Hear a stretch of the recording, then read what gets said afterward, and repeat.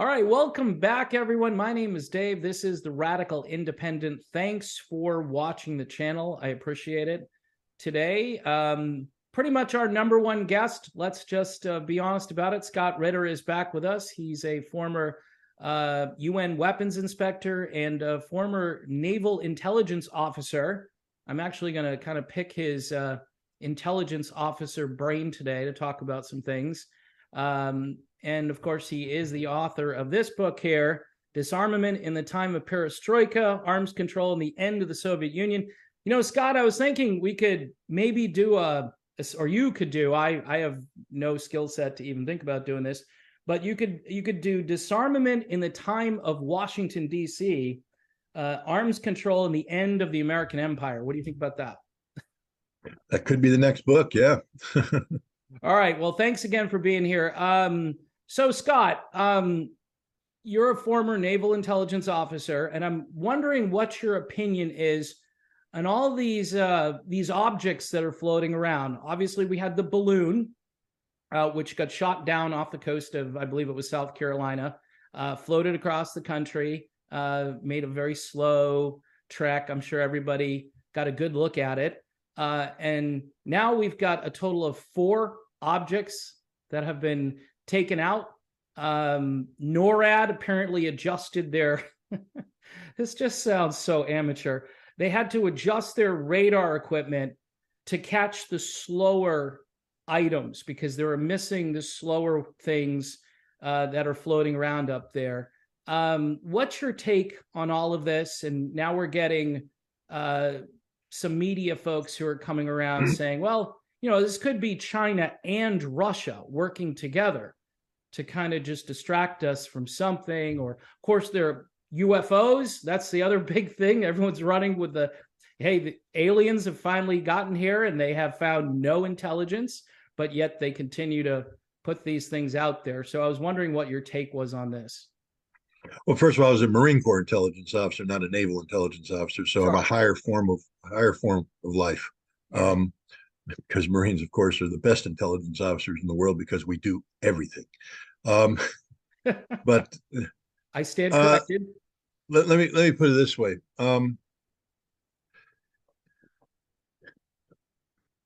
This is just one giant distraction. Just one giant distraction.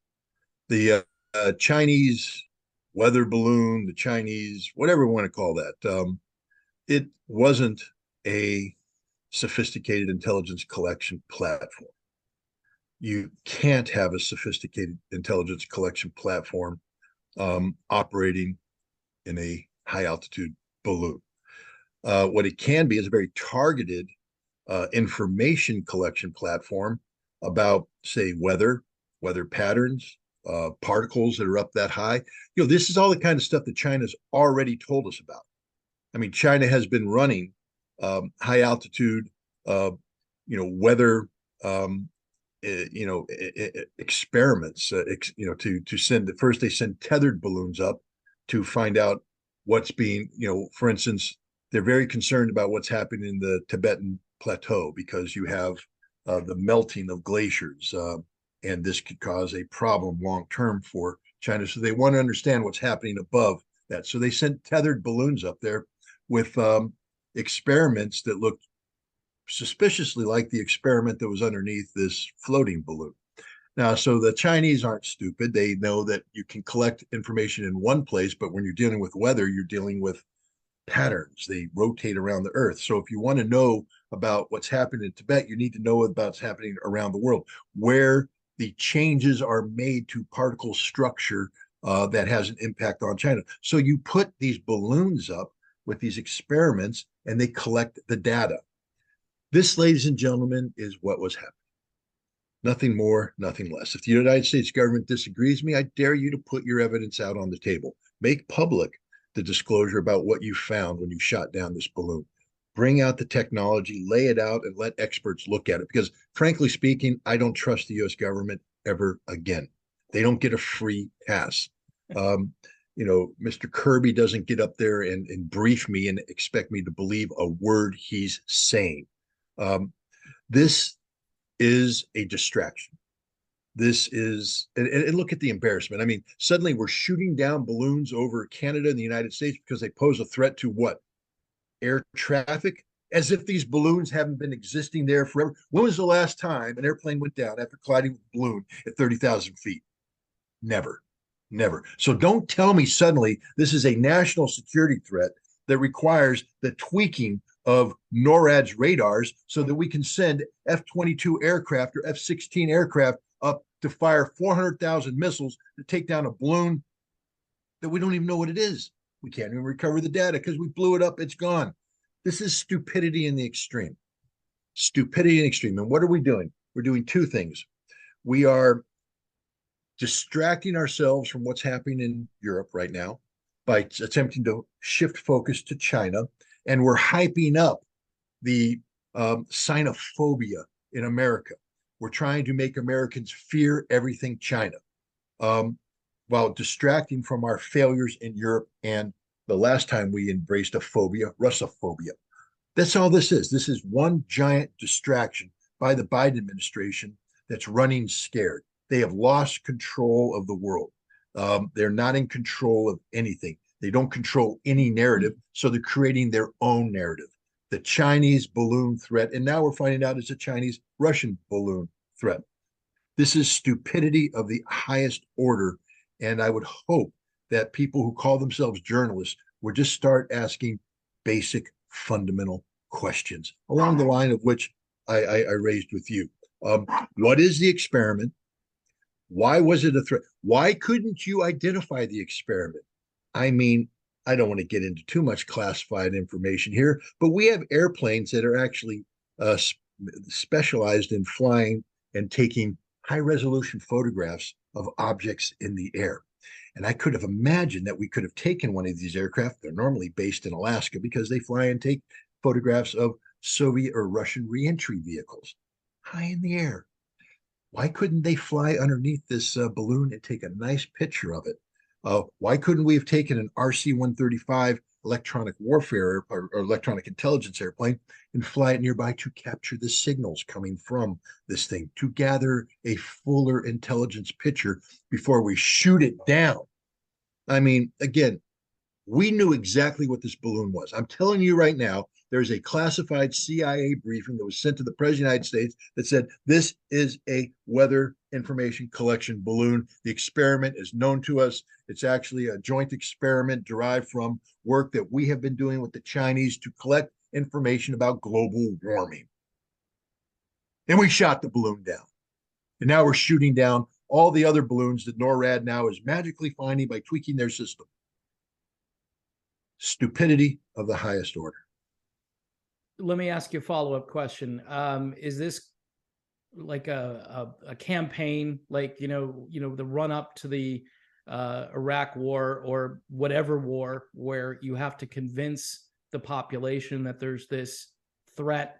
And people seem to really be interested in this, Scott. They're like, wow, I mean, and the UFO angle on top of it, where again, the conspiracy theorists, they say, okay, well, I'm a conspiracy theorist because I have questions about, the origins of a certain floating particle that may have come here from China, right? I'm the problem for asking the questions. And then, because I'm asking the questions, I'm automatically deemed a conspiracy theorist. But now it seems though the media has embraced the conspiracy theorist angle on this, and they're saying, hey, we don't know. I mean, you've got generals, you've got people going on TV saying, you know what, I can't rule out the fact that this might be a UFO. I mean, what are they doing, Scott? Are they just trying to terrorize the entire population at this point? Yeah, that's what governments do when they get panicked. And the Biden administration is panicked. This is panic. This isn't a campaign. This isn't sober individuals sitting down and saying things. Seymour Hersh just published a bombshell report about America declaring war against Germany, because that's what we did. This is a constitutional crisis for the president if people would just start asking the right questions. More and more, we're being confronted with our impotence against China. We have our military admitting that we can't fight a war in Europe anymore. All that chest thumping about 100,000 troops, they're now saying we don't have any ammunition. We don't have anything. We can't do anything. Sort of what I've been saying all along, paper tiger. And now they're coming up to the realization that China is also in a position to kick our butts. And the American people, you can't be honest with the American people. The government is never honest with you. This was the harsh lesson that I learned after the Colin Powell presentation to the Security Council on February 5th, 2003. I believed in Colin Powell. I believed in integrity. I believed that there were men and women capable of standing up and doing the right thing in government. I understand that government is fundamentally flawed because it's about power and money and corruption, but I believe that there were people that could navigate the system, get in position, and do the right thing. And after Colin Powell did what he did, I no longer believe that, and the facts have borne out the truth. Everybody in government lies about everything. Everybody in government lies about everything. Everybody in government lies about everything. When their lips move, they lie. They can't be honest with the American people about anything. Everything must be spun. Everything must be managed. Perception must be shaped. You can't trust the American people with the facts. And this is the God's honest truth. And I challenge anybody to prove me wrong, whether it's COVID or whether it's Iraq or Afghanistan. The government has never told the truth, not because they're deliberately trying to hide something, because they can't tell the truth. They can't be honest. They can't say, we don't know. Mm-hmm. Because we don't know becomes a political impairment. What do you mean you don't know? Are you weak? Are you stupid? No, it's just a complicated problem. We're trying to figure it out. You can't say we don't know. You can't be honest. So you have to stand up there and exude confidence. And you send forward the man with the fake smile, and he sits there and he tells you this, that, and he swears, I'm not lying to you. I would never lie to you. I am, of course, the epitome of integrity, and I would never mislead the American. He's misleading you every time he opens his mouth. He is a liar. And he sits there and plots the lie with the policymakers who are panicked about the fact that the world is spinning out of their control. The day where the American hegemon controlled everything like Pinocchio's little puppet master are done. The strings are being cut. Pinocchio's walking away, and we don't know what to do about it. So we lie. We lie, we lie, we lie. And that's where we're at right now. I mean, it's tragic because there are questions that should be answered. Scott Ritter's assessment of that balloon seems to be good. I did the research. I think I'm right, but I could be wrong. It could be a spy balloon.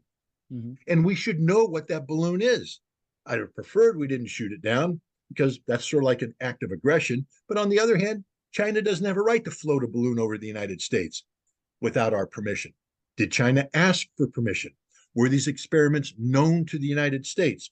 Are they part of a global joint experiment on climate change that the United States was briefed on, but has opted not to tell the American people because they lie? Who knows? There's a lot of questions out there, and you're not going to get the answers from the government because the government only knows how to lie. And I know I'm coming off as some crazy conspiracy theorist, but I'm not. I'm somebody who unfortunately has learned through the school of hard knocks that there are no people of integrity in government anymore. You can't be in government if you have integrity, because along the way, you will be asked to make compromises. And those compromises will ruin you. You have to make decisions as you go up the chain, as you get promoted. You have to make decisions about compromises, about what you're willing to accept and what you're willing to turn a blind eye to. And if you don't turn a blind eye or accept the lies, you're not trusted, so you won't be given the invitation into the next level. You have to continually compromise your integrity, your soul, your spirit, your humanity in order to get to the top tier. The top tier is composed of nothing but narcissists who lie to maintain their presence on the top tier. Prove me wrong. Yeah. Wow. And you mentioned the article by Cy Hirsch, which just an incredible work. I mean, he's 85 years old now. He's had an amazing career. And it's funny, though, Scott, that all of the respect that he did get throughout his career, all of a sudden kind of dried up a little bit. I mean, Cy's getting kind of old. I don't know if he's got his facts straight, but Russia says that there should be an emergency summit over the Nord Stream, and they're calling it sabotage, which I think this is an act of aggression. It's an act of terrorism. It's economic terrorism. Everything is just kind of rolled into one, just, I can't believe my country where I live is doing this stuff.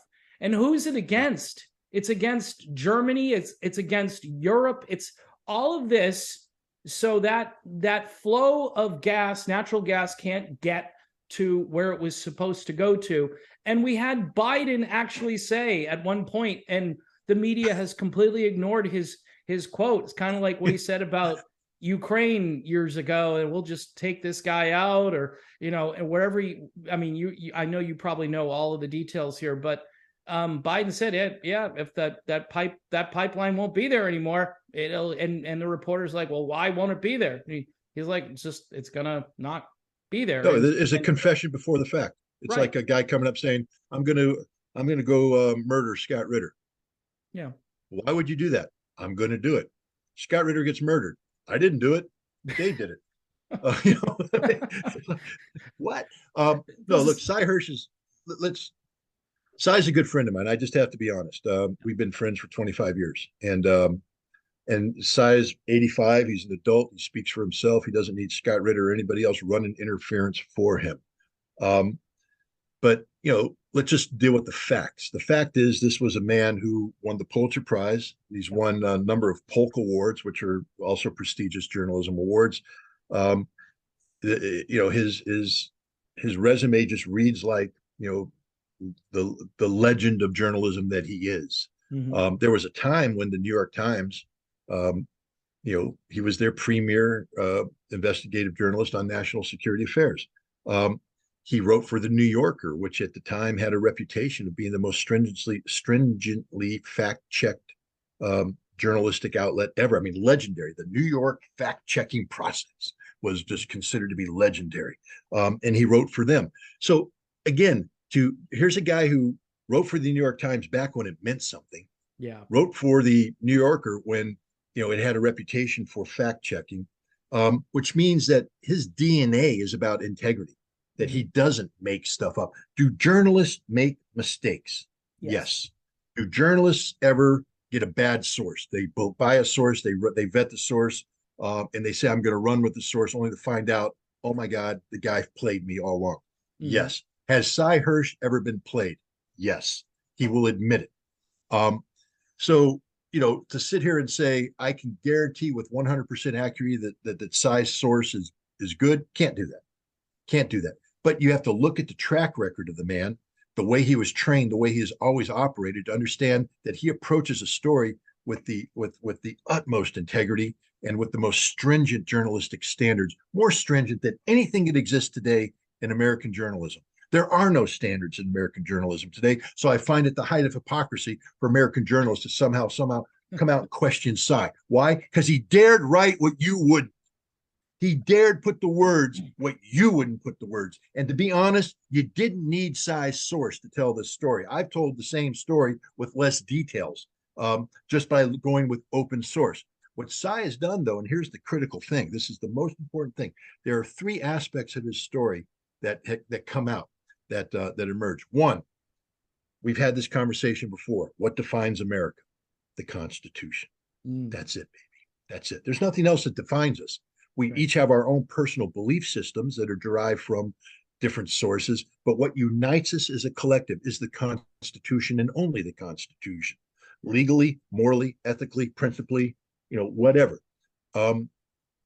Read Cy's piece and understand that you have the President of the United States and his closest national security advisors conspiring to violate the Constitution, conspiring to violate constitutional requirements of reporting to Congress, the people's representatives, the checks and balances that are supposed to be contained in the American system of government were sidestepped willingly, with intent, by the Biden administration, by the president and this coterie of covert advisors to engage in an act of war. This is the most impeachable thing I can imagine. And why Congress remains silent is stunning. They should be demanding full investigations, and Cy Hirsch's reporting gives us dates, basically times, the people involved. This is what you subpoena for. This is what you look for. I could write up a list of subpoenas that for documentation that would make the White House panic. They'd be shredding it. Then we got them again. Obstruction, all the things. The Biden administration is the most corrupt presidential administration in modern times. And the proof is the conspiracy they launched to bypass constitutionally mandated congressional reporting requirements regarding war. And now we come to part two, because what occurred in September against the Nord Stream pipeline was an act of war. The Biden administration acknowledges it, which is why they were bypassing. They carried out an act of war against an American ally, which again, Congress should be saying, wait a minute, why? Why are you attacking an ally? Now, I know people like Ted Cruz who claim to be constitutionalists, but aren't. Because if Ted Cruz supports this, then he too should be impeached for being somebody who has violated the Constitution of the United States, knowingly and wittingly allowed the Constitution to be violated on one of the most important issues that confront American leaders, whether or not to go to war. And we went to war against Germany in September when we carried out the economic equivalent of Pearl Harbor against them.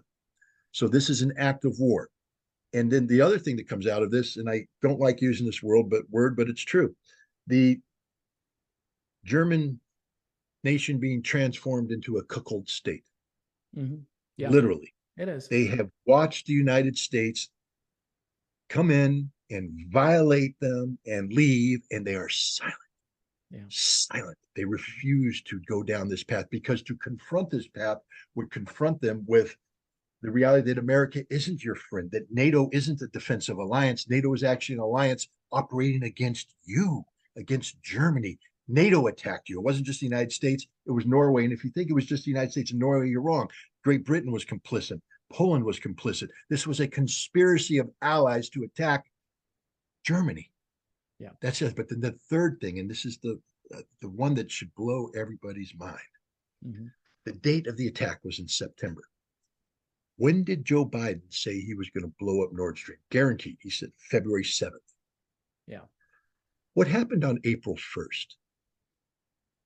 April 1st, Russia was convening a peace negotiation with Ukraine in Istanbul, one that had a very, very good chance of bringing this conflict to an end. This was sabotaged by the West. And you have to ask yourself why. Now, the popular belief, and I believed this until I read Cesar. The popular belief is that Boris Johnson came in because we had made a decision to exploit Russian weakness by providing billions of dollars worth of goods to Ukraine. But that debate didn't occur until late April, May. They're sabotaging this in late March, April 1st. Why? Why? It made no sense to have Boris Johnson come in a panic. And there's the important word, a panic to stop this. Why? Because Nord Stream 1 was still functioning. Nord Stream 2 was operational if they just turned on the switch. Russia had invaded Ukraine. Biden promised to destroy this pipeline, but it hadn't been destroyed by April 1st. And had there been a peace agreement, then you couldn't attack the pipeline, because there's no way you could create a viable story that Russia did it. So they needed the war to go on. And here's the biggest sin of all. There could have been peace. Ladies and gentlemen, I'm here to tell you right now, the war could have ended on April 1st. Russia wanted the war to end on April 1st. Russia was working with Ukraine to end the war on April 1st. This war would be over. Hundreds of thousands of people would be alive. Ukraine would be sustained as a modern nation state. Peace would be breaking out in Europe, all over the place. It didn't happen. Why? Because Joe Biden wanted to destroy the Nord Stream pipelines, and he didn't have the mechanism in place yet. Read the timeline put out by Cy Hirsch, how they panic, come together, begin the preparations, etc. This was an act of war, not just against Germany, but against the world. This is the proof positive that anytime somebody tells you that the war in Ukraine is a byproduct of unprovoked Russian aggression, that is a lie. The war in Ukraine is a byproduct of a strategic American master plan that called for to provoke Russia to invade so that we could disrupt not just Russia, and here's the important part, but Europe. This is an American war against Russia and Europe. This is about promoting American hegemony, about bringing down Russia and bringing down Europe so that we can impose our will on Europe. We replace cheap Russian gas with expensive American liquid natural gas. We are destroying the European economy, eliminating them as a viable threat to the United States of America. And I called this a conspiracy theory until Cy Hirsch wrote his piece. And when he wrote his piece, it was just like, boom. It's so obvious right now. Yeah. Joe Biden is Voldemort. He is the most evil man on the planet. And even if he is mentally incapable of acknowledging this, the people underneath him are facilitators of Voldemort. We are looking at an evil regime, and it's not Vladimir Putin's Russia. The evil resides in our capital, in the people's house, and it's named Joe Biden. This is one of the greatest threats, not only to the United States of America, but the world. This is a man who has demonstrated he's willing to do anything, including carrying out an economic Pearl Harbor against an ostensible ally named Germany. Anything to promote American power. And if that's the price the world has to pay to keep America on top, maybe the world needs to wake up and understand that America's time in the batter's box is over. 1, 2, 3 strikes, you're out, get out. Somebody else gets to step up to the plate. But it's not going to be the United States. It shouldn't be the United States, because we have proven ourselves to be as corrupt and evil as all of the anti-American propagandists have said. You can't dismiss this, America. You cannot dismiss this. You cannot sit here and say this is Russian propaganda. It's not Russian propaganda. Look at the damn facts. But they're not. The American sheep are just going to continue to allow themselves to be herded to slaughter by shepherds they think are protecting them, but aren't. And those shepherds all work for the government, and the government is literally a bodyguard of lies.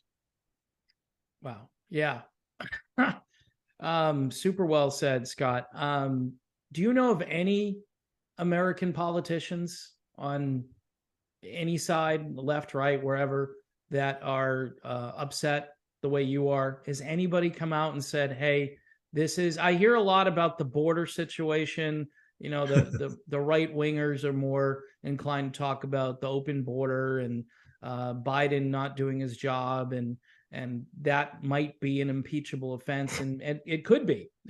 I mean, but I'm looking at this the way you just articulated it, in a way that was passionate, and that is really very hard to refute what you're saying. If we're involved in, I think this is a crime.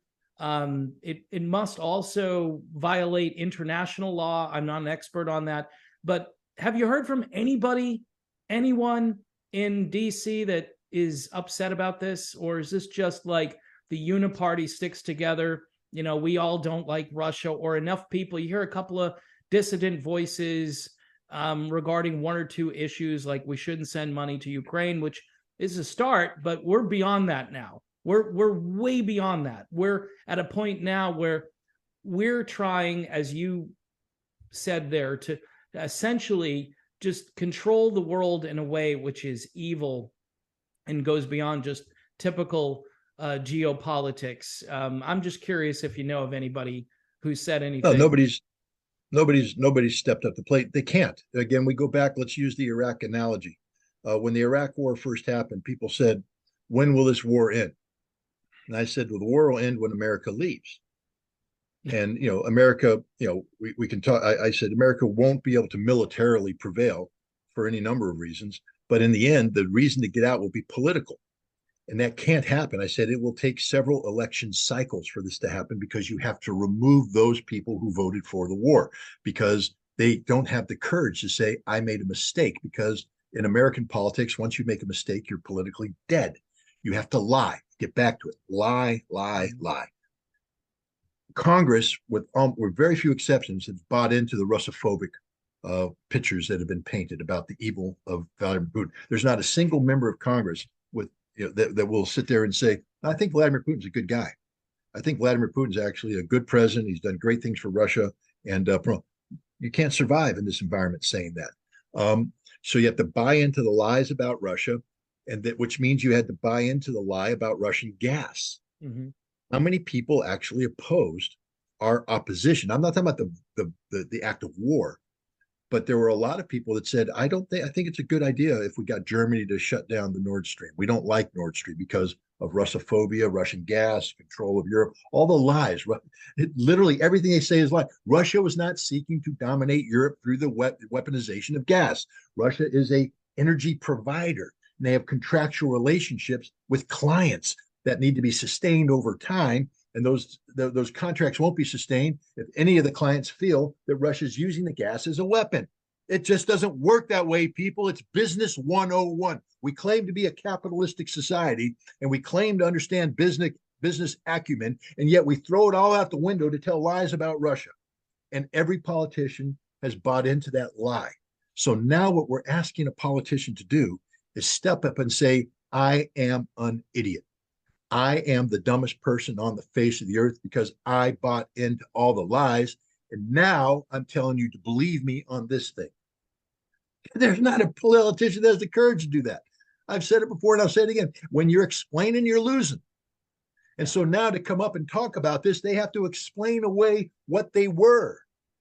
And once you do that, you open yourself up to attack by your political opponents, and they're all out there. There's a whole herd or pack of political wolves waiting for the alpha dog to stumble, jump in, eat the alpha dog, and take over. These are all similarly corrupt individuals. As you go up that pyramid I talked about, there are people below you, and they're corrupt wolves just like you, waiting for the opportunity to jump up and get to the top. So if you're a politician that's made it to the apex of your political career, you are not going to throw it away by suddenly being overwhelmed with the need to tell the truth. There are no truth tellers in Congress. Not one, because to tell the truth, you have to have integrity. And if you had integrity, you wouldn't be in Congress today.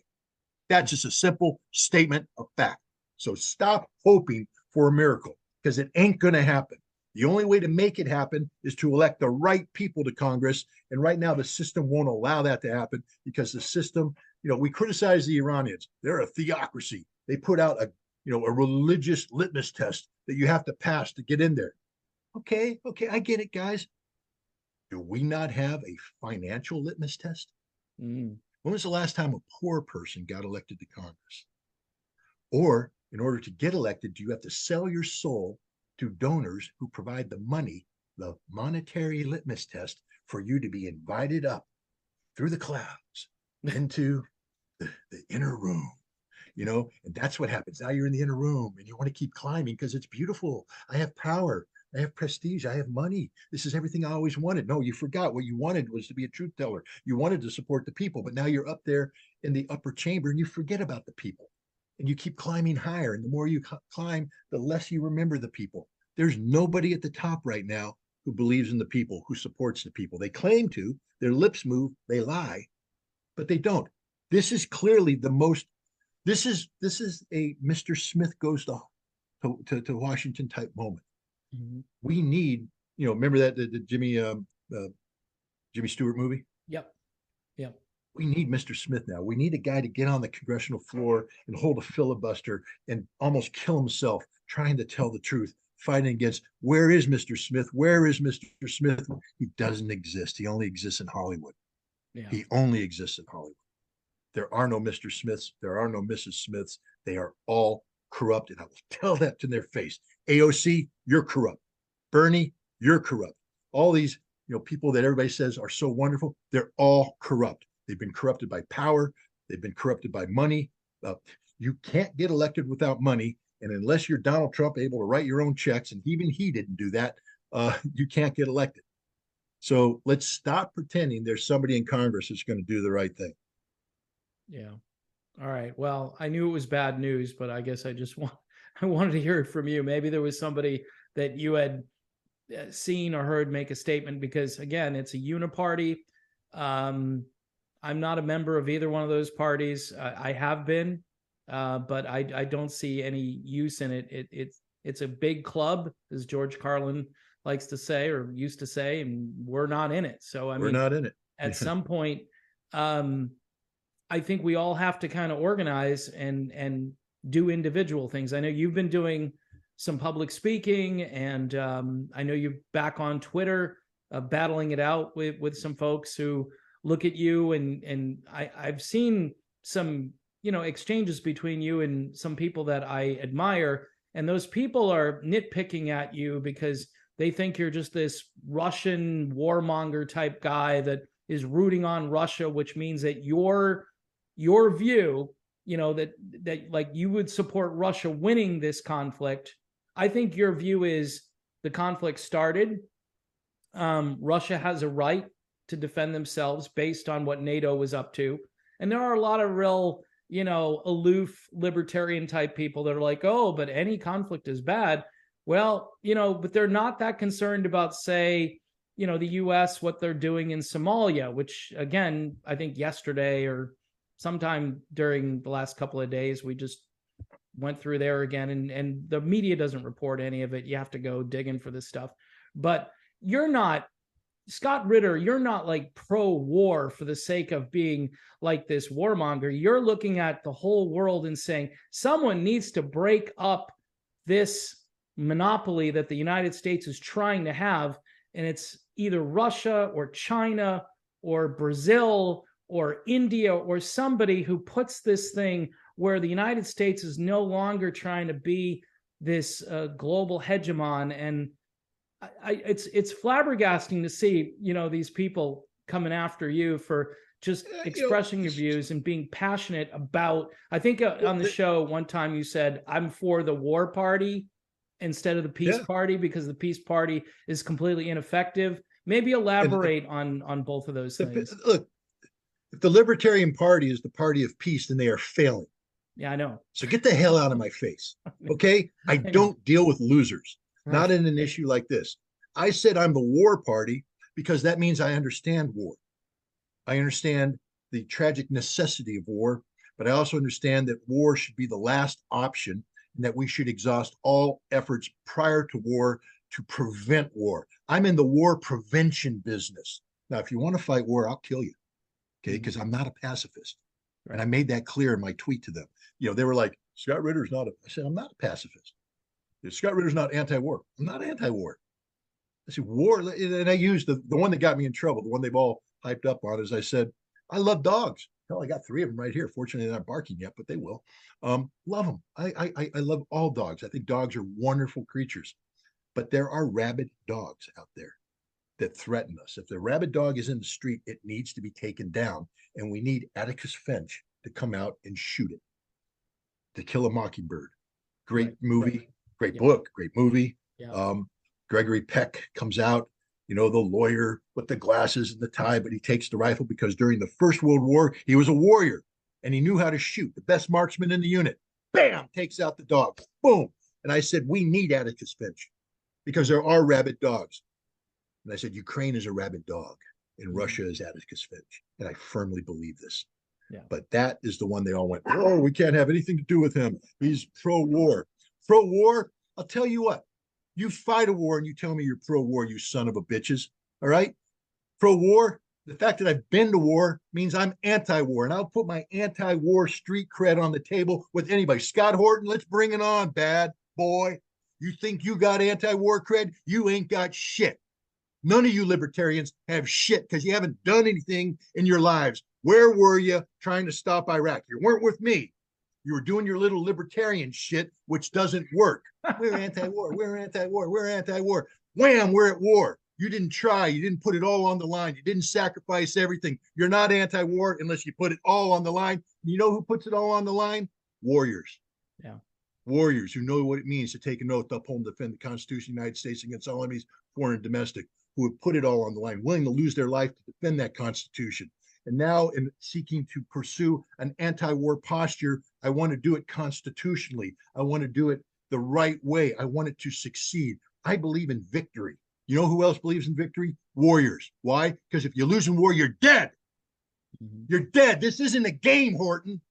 This isn't a game, Libertarian Party. This isn't about promoting your little, I know you got a shirt that's libertarian. I'm not picking on you, but I'm just saying these people tried to hijack something that promote their political views instead of seeking actual peace. And fuck them. And I apologize for that word, but that's where we're at right now. Fuck them and the horse they rode in on. And again, I'm not a pacifist, Horton. You want to debate me? Let's debate. You want to fight me? I'll fucking take you down anytime you want, you piece of shit. You are sitting there destroying something that could have worked. I don't believe in peace movements, but February 19th could have worked if they had just given it a chance. But bastards like Scott Horton and people in the extreme Mrs. branch of the Libertarian Party have brought it down because of a litmus test of purity they cannot meet.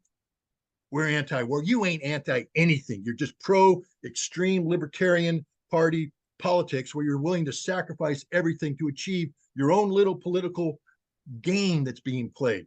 No, this is serious business. People are dying. Yeah. And in war, there is a right side and a wrong side sometimes. Sometimes there isn't. Sometimes war is just about people killing people. But right now, in a conflict in Ukraine where the United States has done everything possible to make this war occur, up to and including blocking negotiation. The Libertarian, we're all for negotiations. Where were you on April 1st? Where were you on April 1st? Were you for negotiations then, you little pieces of shit? No, you weren't. You were silent. Don't be silent now. Understand who is the one responsible for this war. And it's not Russia. It's not Vladimir Putin. And when you denigrate people who dare tell the truth and call them pro-Russian Putin apologists, fuck off. Fuck off. Because people are dying. I apologize for my language, but people are dying. People that they claim to care about. The Libertarian Party, not you, them, do not care about the Ukrainian people. You can't claim to care about the Ukrainian people when hundreds of thousands of them are dying in a war that you blame on Russia. Russia did not start this war. Russia invaded. Hey, fuck off. Do you know what the Minsk agreement is? Do you know how Russia bent over backwards to try and get a negotiated settlement to prevent this conflict? And do you know the role played by the United States, France, and Germany in undermining that at every step of the way? You don't know that then if you're in the Libertarian Party because you hate Vladimir Putin. You hate Russia. You hate everything that's against whatever you think you stand for, but you stand for nothing. You don't stand for peace. Because if you stood for peace, then you have stood for the negotiated settlement to this conflict on April 1st of last year. The one that Russia was trying to sign with Ukraine, that was sabotaged by the United States and Great Britain. No. Libertarian Party, as it's currently manifested, can just kiss my ass. And again, I know this is going to come back and bite me. People say he lost his temper, he's screwed. I'm a fucking Marine. Okay, I am not running for office. I am not trying to win hearts and minds. I don't give a flying shit about you guys out there. I mean, if you want to be my friends, you can be my friends. But if you're against me, get the fuck out of the way, or I'll just steamroll over you. I'll have a debate anytime you want. I'll have a discussion. I'll have a dialogue. But if you're going to sit there and promote stupidity that's causing people to die, then you're the fucking enemy. And I'm not a pacifist. So let's go to war if you want to. I don't care. I'm at that point. I've been called a twice convicted pedophile one too many fucking times. One too many fucking times. I was never convicted twice. I was convicted once, and it wasn't a pedophilia. So if you're going to insult me, get it fucking right. All right? And then we can have a discussion about the stupidity of your argument, because I can ask 5 questions of anybody who says, well, he was convicted. I'll ask 5 questions. They can't answer. And I say, get the fuck out of here. Then don't talk to me about something you don't know. If the only thing you have is what you get from Google or Wikipedia, fuck off. Fuck off, because it ain't the truth. Is it my job to tell you the truth? No, it's not. No, it's not. You want to have that discussion with me? Earn it. Do your research. Earn it. Show me that you care. And if you do your research, you won't want to have that discussion with me, because you'll say, holy shit, he was railroaded. Yeah, no shit, Sherlock. He was railroaded to do what? Silence him. You can't silence me. You can't silence me. You can try, but it ain't going to work. You can't silence me. So the game's over. Twice convicted pedophile, say it to my fucking face if you have courage. Don't type it an anonymous NAFO account with a little Shiba Inu. You know, oh, twice convicted pedophile. Fuck off. Name yourself, appear yourself, say it to my face, and pay the consequences of it, because I'm done. And I'll just throw a little newsflash out there for the Libertarian Party. I owned your ass. You guys may not know it, but you're really the dumbest motherfuckers that ever walked the face of the earth. Check up New York State defamation law. Check out the 5 things that have to be proven, and understand that what you did met all 5 categories. That I owned you. Had I pursued a lawsuit against you, I would have destroyed you financially, destroyed your party financially. That's how fucking stupid you are. The 5th and final category required me to simply say, kick me off the stage. Do it. After inviting me twice, kick me off the stage after calling me a twice convicted pedophile, easily, demonstrably proven false. That's the key aspect of libel. Proven false. They disseminate it all over the internet. Now the harm kicked me off the platform. And I could have played that game, but I was asked not to by people who cared about February 19th. People who said, give us a chance, Scott. Don't make this about you. Well, first of all, I didn't make it about me. They made it about me. Mm-hmm. They made it about me.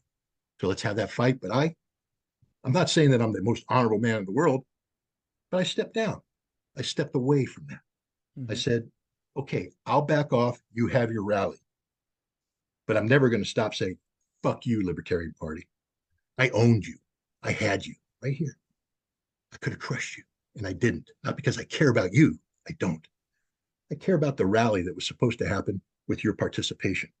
I'd like that rally to succeed because I do believe in peace. I am anti-war. I do want the United States to be able to come together with a politically viable coalition that unites people from all different spectrums of ideology on the united cause of bringing down the military-industrial complex. That's what I believe in. What do you believe in? Apparently nothing. Yeah. Wow. All right. I didn't know that I was going to open up that kind of can of worms. I had no idea. And for the record, Scott, I've been in and out of the party, so to speak, and I usually have difficulties with people that have these litmus tests. And this is how I'm here. I am trying to explain myself now.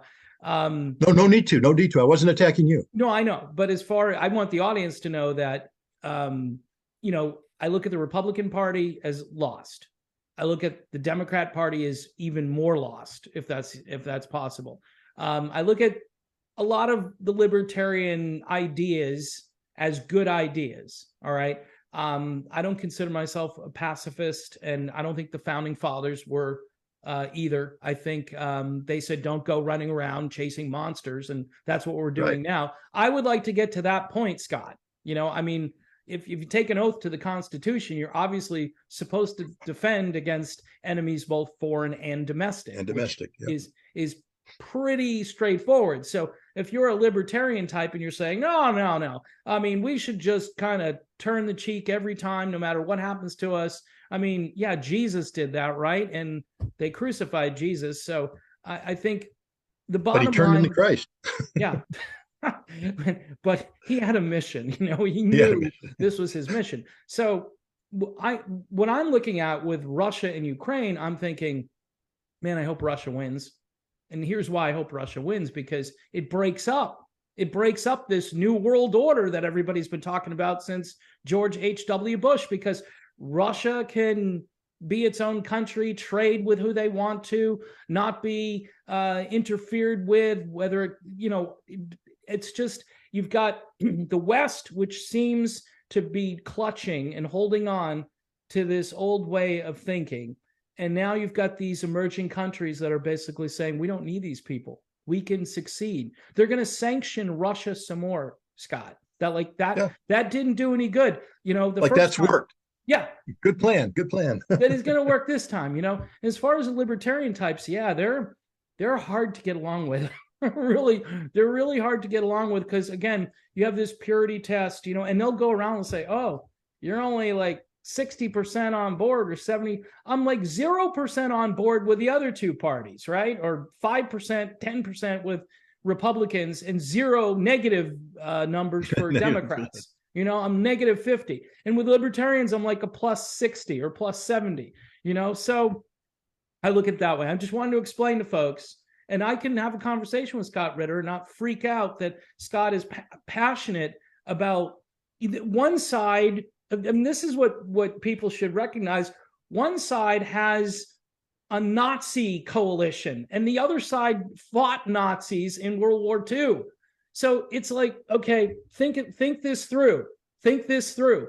I would think you would want the side with the Nazis to lose, right? Just take all of the other things off the table. So anyway, Scott, I appreciate you being here, and I had no idea that, I saw a couple of tweets and I was like, who's going after him? And then I'm like, oh, those guys, huh?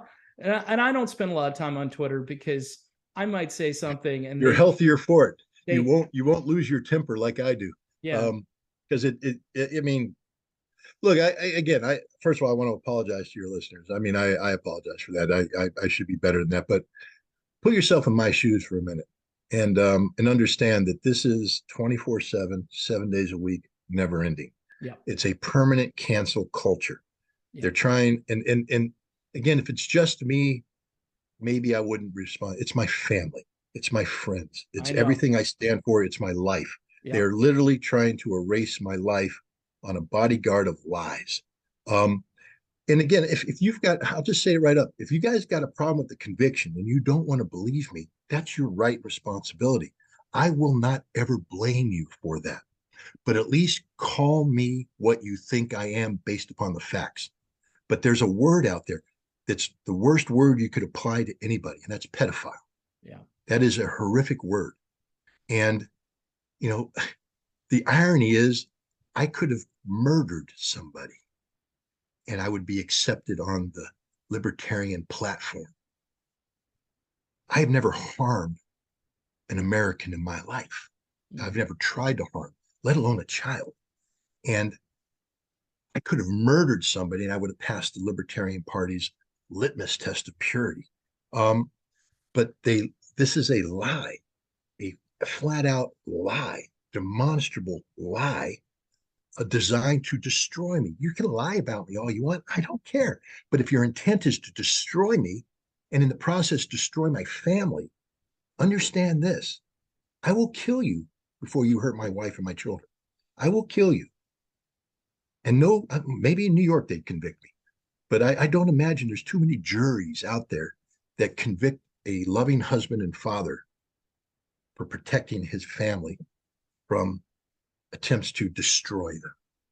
And that's what's happening here. And it happens every single day of my life, every hour, every minute, every second.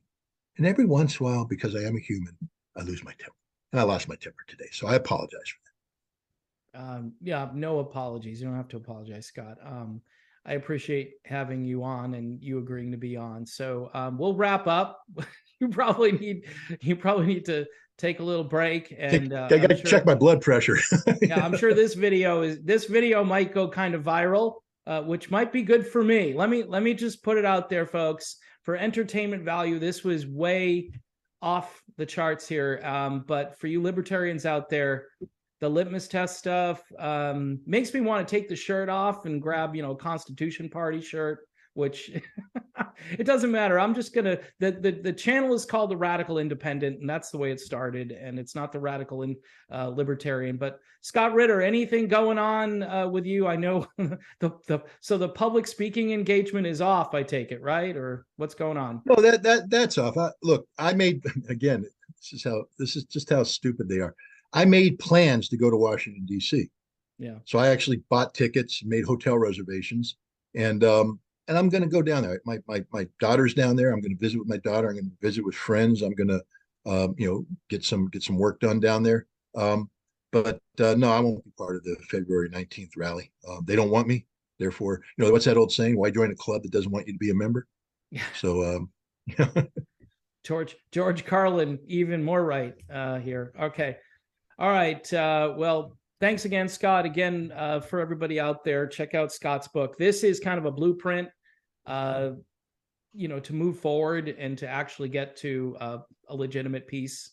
That book was actually the foundation of the speech I was planning on giving at the rally. So maybe Scott, you should give it somewhere else. I mean, you've been on YouTube, you've been on a lot of different channels. Maybe. Well, I'm coming up with something. I don't want to. It's got to be honest and it's got to be real, and I got to feel it. I'm not going to do something just superficially. But I'm sure between now and Friday, especially after this, you got me pumped up. So maybe now I'm ready to go to war even more. So it's my fault. We'll see. Great. It's going to be my fault. All right. So everybody can thank me for this.